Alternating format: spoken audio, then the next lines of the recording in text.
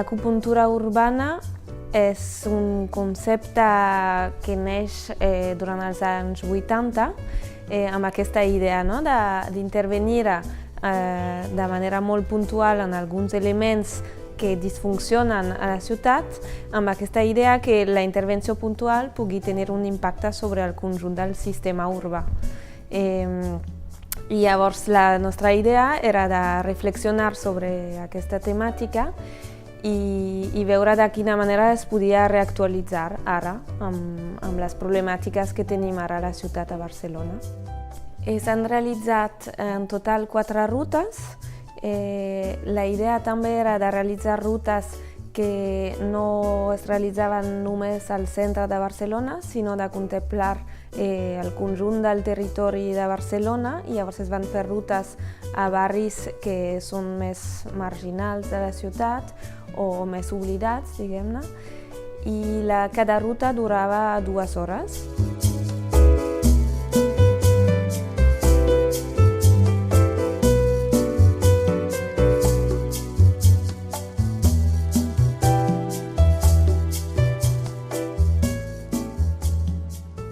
Acupuntura urbana és un terme que s'ha fet famós gràcies a un arquitecte brasiler, Jaime Lerner, que va ser alcalde de la ciutat de Curitiba i després governador de l'estat de Paraná.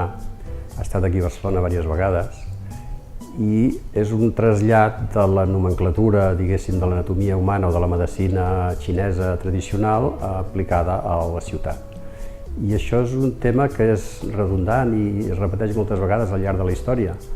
L'acupuntura actua sobre un punt petit, però que té acció sobre tot el meridià, és a dir, la influència és molt més gran del que sembla. És una mica com allò, la papallona que vola, que mou les ales a l'Amazones i provoca una tormenta tropical.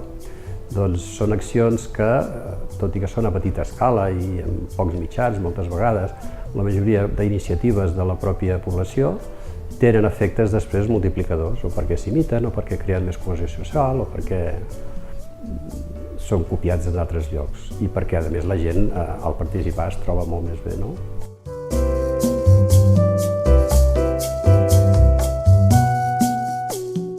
Bueno, yo he venido al ciclo de acupuntura porque soy de la organización del Banco de Tiempo de Poblesec y de Trocasec. Y la verdad que me ha encantado porque he visto muchas organizaciones, muchas cosas que no se ven, que no conocemos y me ha encantado. Aquesta activitat representa una cloenda magnífica on s'han posat en comú totes les experiències que s'han viscut.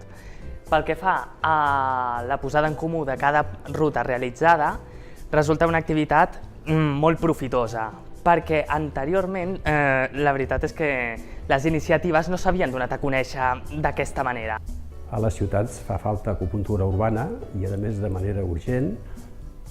El tema és que estem com en una disjuntiva entre 2 camins, cap a què un camí seria aquest de la robotització de la persona. Fixeu-vos que l'exposició que hi havia en el CCCB fa poc de Més humans era molt simbòlica perquè hi havia una imatge d'una cara d'una noia i així com en Frankenstein és un tio que et fa por, aquesta noia era guapíssima, però alhora freda i alhora amb claus i sutures pel front. I alhora els japonesos estan inventant uns robots que ens diuen que tenen emocions. És a dir, o anem per aquest camí o anem pel camí de l'acupuntura més humana en la qual les persones siguin les protagonistes de la ciutat i no les màquines ni els cotxes.